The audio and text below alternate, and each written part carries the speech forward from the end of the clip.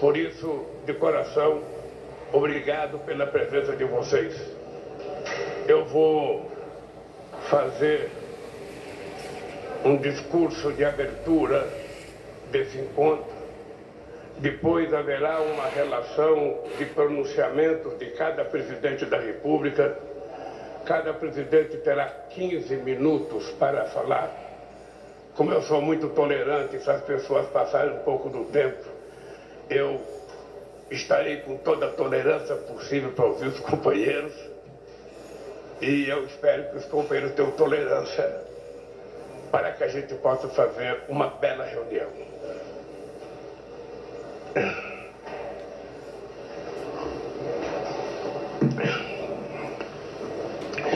É com grande alegria que recebo meus amigos presidentes sul-americanos. Agradeço muito que tenham atendido a este chamado e o esforço que fizeram para estar aqui. O que nos reúne hoje em Brasília é o sentimento de urgência de voltar a olhar coletivamente para a nossa região. É a determinação de redefinir uma visão comum e relançar ações concretas para o desenvolvimento sustentável, a paz e o bem-estar das nossas populações. No Brasil, a integração é resultado da redemocratização. A Constituição de 1998 estipula em seu parágrafo 4, inciso único, o seguinte: a República Federativa do Brasil buscará a integração econômica e política, social e cultural dos povos da América Latina, visando a formação de uma comunidade latino-americana de nações. Entendemos que a integração sul-americana é essencial para o fortalecimento da unidade da América Latina e do Caribe. Uma América do Sul forte, confiante e politicamente organizada amplia as possibilidades de afirmar, no plano internacional, uma verdadeira identidade latino-americana e caribenha. O final do século XX viu surgir uma série de iniciativas voltadas a articular ações em âmbito sub-regional. A Comunidade Andina de Nações, o Tratado de Cooperação Amazônica e o Mercosul ilustram este regionalismo de abrangência e propósitos diversos. O registro especial, a atuação dos presidentes Sarney e Alfonsin, que entenderam a importância da integração para a consolidação das nossas democracias. Foi só no limiar do século XXI que decidimos unir toda a região sul-americana. Apesar de dividirmos o mesmo continente, foi necessário esperar quase 200 anos de vida política independente até abandonarmos a indiferença e o isolamento recíprocos. Quando o presidente Fernando Henrique Cardoso convocou no ano 2000 a primeira cúpula de presidentes, as distintas posições políticas e ideológicas daquele momento não impediram que nossos países encampassem a ideia de futuro compartilhado e de construção de confiança mútua. Iniciamos um longo percurso lançado com a Iniciativa para a Integração da Infraestrutura Regional Sul-Americana, ou simplesmente IRSA, e a convergência entre o Mercosul e a Comunidade Andina, Chile, Guiana e Suriname também se engajaram nesse esforço. Novo e decisivo impulso foi dado com a formação da Comunidade Sul-Americana das Nações, CASA, resultado da reunião de líderes em Cusco em 2004. Seguiram-se várias reuniões anuais de chefes de Estado, que teve, entre outros marcos, os de Brasília 2005 e Cochabamba 2006. Mas a CASA era apenas um fórum sem estrutura permanente. Após nova cúpula em Isla Margarita, na Venezuela, decidimos finalmente criar uma organização dotada de personalidade jurídica, sede e secretariado próprios. Em 23 de maio de 2008, quando constituímos a Unasul, há exato 15 anos, aqui nesse mesmo Palácio do Itamaraty, avançamos na institucionalização da nossa relação com instâncias como Cúpula de Presidentes, o Conselho de Chanceleres e o Parlamento Sul-Americanos, e 12 conselhos setoriais para enfrentar nossos desafios. Por mais de 10 anos, a Unasul permitiu que nos conhecêssemos melhor. Consolidamos nossos laços por meio de amplo diálogo político que acomodava diferenças e permitia identificar denominações comuns. Implementamos iniciativas de cooperação em áreas como saúde, infraestrutura e defesa. Essa integração também contribuiu para ganhos comerciais importantes. Formamos uma robusta área de livre comércio, cujas cifras alcançaram o valor recorde de 124 bilhões de dólares em 2011. O perfil do nosso intercâmbio é mais diversificado se comparado ao nosso comércio extra-regional. Inclui produtos e serviços de maior valor agregado e intensivos em tecnologia. Também conjugamos crescimento econômico com distribuição de renda. Reduzimos nossas históricas desigualdades e logramos avanços palpáveis no combate à pobreza. Segundo a FAO, a América do Sul reduziu em 2 décadas de 15% para 5% a sua população vitimada pela fome. A Unasul foi efetiva como fórum de solução de controvérsias entre países da região, notadamente na crise entre Colômbia e Equador e no conflito separatista boliviano. Obtivemos resultados expressivos na redução do desmatamento e dos delitos transnacionais. Estimulamos o diálogo e a cooperação para fazer chegar a milhões de sul-americanos de forma efetiva os benefícios da cidadania. As reuniões de cúpula com os países árabes e com os países africanos ajudaram a definir um perfil de relacionamento externo da América do Sul. Foram feitos formidáveis para uma região herdeira do colonialismo e marcada por graves formas de violência, discriminação de gênero e racismo. Não resolvemos todos os nossos problemas, mas nos dispusemos a enfrentá-los em vez de ignorá-los. E decidimos fazer isso cooperando entre nós. Na América do Sul, nossa América do Sul deixou de ser apenas uma referência geográfica e se tornou uma realidade política. Infelizmente, esses avanços foram interrompidos nos últimos anos. No Brasil, um governo negacionista atentou contra os direitos da sua própria população, rompeu com os princípios que regem a nossa política externa e fechou nossas portas a parceiros históricos. Nosso país optou pelo isolamento do mundo e do seu entorno. Essa postura foi decisiva para o descolamento do país dos grandes temas que marcaram o cotidiano dos nossos vizinhos. Na região, deixamos que as ideologias nos dividissem e interrompessem o esforço de integração. Abandonamos canais de diálogo e mecanismos de cooperação e, com isso, todos perdemos. Senhoras e senhores, tenho firme convicção de que precisamos reavivar nosso compromisso com a integração sul-americana. Quando assumi a presidência em 1º de janeiro deste ano, a América do Sul voltou ao centro da atuação diplomática brasileira. Por essa razão, convidei a todos para a reunião de hoje, que será seguida em agosto da cúpula dos países amazônicos. Os elementos que nos unem estão acima de divergências de ordem ideológica. Da Patagônia e do Atacama à Amazônia, do Cerrado e dos Andes ao Caribe, somos um vasto continente banhado por 2 oceanos. Somos uma entidade humana, histórica e cultural, econômica e comercial, com necessidade e esperanças comuns. As recentes eleições na Colômbia, Chile, Bolívia, Brasil e Paraguai demonstraram o vigor da democracia em nossa região em escrutínios marcados pela expressiva participação popular e ampla liberdade de expressão. A integração da América do Sul depende desse sentimento de pertencer a uma mesma comunidade. Temos uma história de resistência forjada nas lutas de independência e no combate às ditaduras. Compartilhamos uma cultura vibrante e expressões artísticas que vão da música à literatura. Até no futebol, esporte que aprendemos a amar ainda crianças, é possível ver o recuo das rivalidades.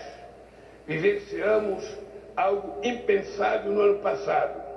Brasileiros torcendo para a Argentina no final da Copa Mundial do Catar. A candidatura conjunta de Uruguai, Paraguai, Chile e Argentina para sediar a Copa do Mundo de 2030 talvez seja a expressão mais acabada dessa identidade sul-americana em construção de nossa capacidade de cooperar para além do campo de futebol e de nossas próprias fronteiras. Caros presidentes, se hoje damos os primeiros passos para retomar o diálogo enquanto região, o contexto que enfrentamos é ainda mais desafiador do que foi no passado. Os fóruns de governança globais enfrentam severas dificuldades em oferecer respostas justas e eficazes aos problemas da atualidade. Nossos países foram alguns dos mais afetados pela pandemia do Covid-19.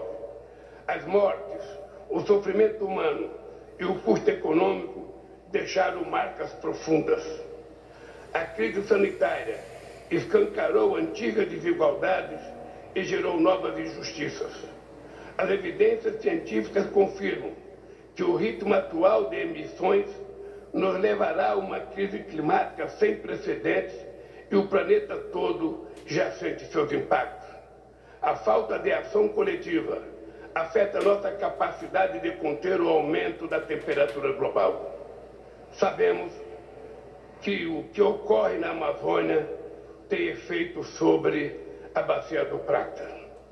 Com o esvaziamento da Organização Mundial do Comércio, o multilateralismo retrocede e crescem as posturas protecionistas nos países ricos, limitando nossas opções. Todos sofremos as consequências da guerra. O conflito na Ucrânia desestabilizou o mercado de energia e de fertilizantes e provocou a volatilidade dos preços dos alimentos, deteriorando nossas condições de vida.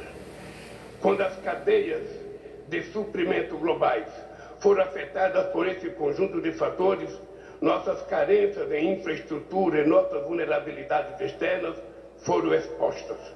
A região parou de crescer, o desemprego aumentou e a inflação subiu. Alguns dos principais avanços sociais logrados na década passada foram perdidos em pouco tempo. No Brasil, em outros países, recentes ataques às instituições democráticas, inclusive às sedes dos poderes constitucionais, nos ofereceram uma trágica síntese da violência de grupos extremistas que se valem de plataformas digitais para promover campanhas de desinformação e discurso do ódio. Face a tantas mudanças e desafios, que papel queremos para a América do Sul? Nenhum país poderá enfrentar isoladamente as ameaças sistêmicas da atualidade. É apenas atuando unidos que conseguiremos superá-las. Nossa região possui trunfos sólidos para fazer face a esse mundo em transição. O PIB, somado de nossos países nesse ano, deverá chegar a 4 trilhões de dólares. Juntos, somos a quinta economia global. Com uma população de quase 450 milhões de habitantes, construímos importante mercado de consumo. Possuímos o maior e mais variado potencial energético do mundo, se levarmos em conta as reservas de petróleo e gás, a hidroeletricidade, os biocombustíveis, energia nuclear, eólica, solar e o hidrogênio verde. Somos grandes e diversificados provedores de alimentos. Contamos com mais de 1/3 das reservas de água doce do mundo e uma biodiversidade riquíssima, ainda pouco conhecida. Em nosso solo se encontra rico e variado conjunto de minérios, incluindo aqueles que, como nióbio, lítio e cobalto, são essenciais para projetos industriais de última geração. Somos uma região de paz, sem armas de destruição em massa, e na qual os litígios são resolvidos pela via diplomática. Nos próximos anos, vamos sediar eventos dos principais fóruns de governança global, como a reunião do Fórum de Cooperação Econômica Ásia-Pacífico no Peru, a cúpula do G20, a reunião dos BRICS e a COP30 do clima no Brasil. Precisamos chegar a esses espaços unidos como interlocutores confiáveis e buscados por todos.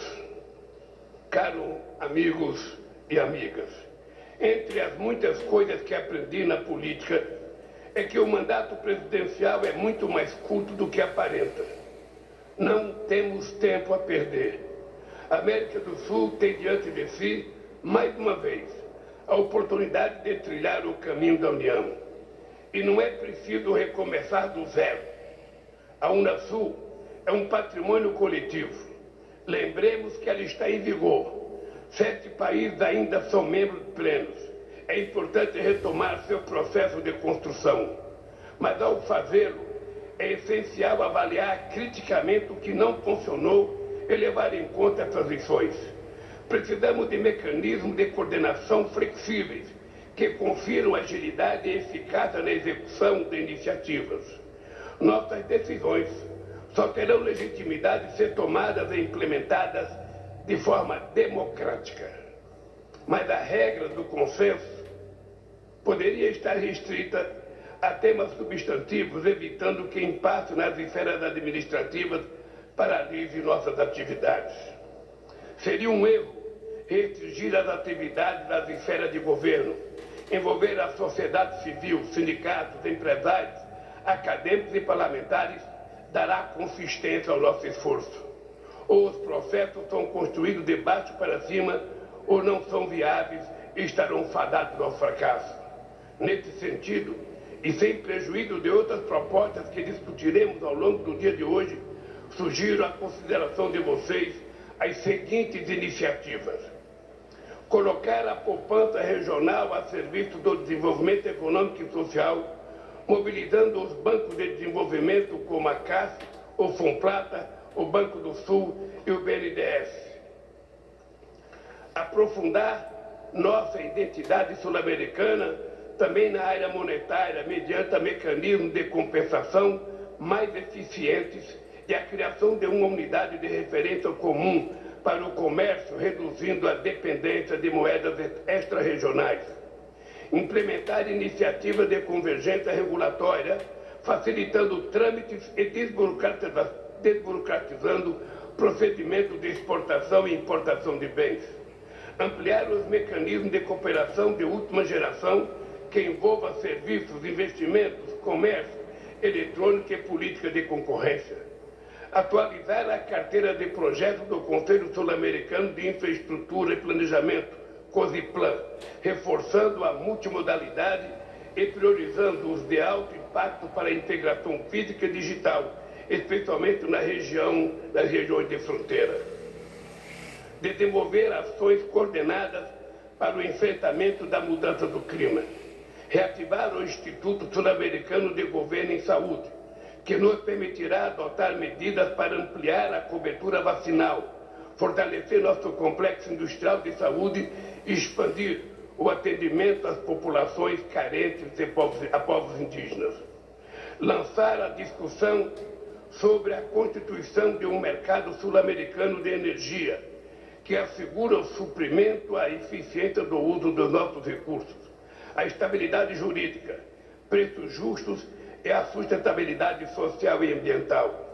Criar programas de mobilidade regional para estudantes, pesquisadores e professores no ensino superior, algo que foi tão importante na consolidação da União Europeia. Retomar a cooperação na área de defesa com vistas a adotar a região de maior capacidade de formação e treinamento, intercâmbio de experiências e conhecimentos em matéria de indústria militar e de doutrina e política de defesa. Por fim, não temos ideias preconcebidas sobre o desenho institucional futuro que poderemos adotar. Queremos dialogar e conhecer a opinião de todos. Estou, no entanto, pessoalmente convencido da necessidade de um fórum que nos permita discutir com fluidez e regularidade e orientar a atuação dos nossos países para o fortalecimento da integração em várias de suas dimensões. Julgo essencial a criação de um grupo de alto nível a ser entregado por representantes pessoais de cada presidente para dar seguimento ao trabalho de reflexão. Com base no que decidamos hoje, esse grupo terá 120 dias para apresentar um mapa do caminho para a integração da América do Sul. Senhoras e senhores, companheiros e companheiras, enquanto estivermos desunidos,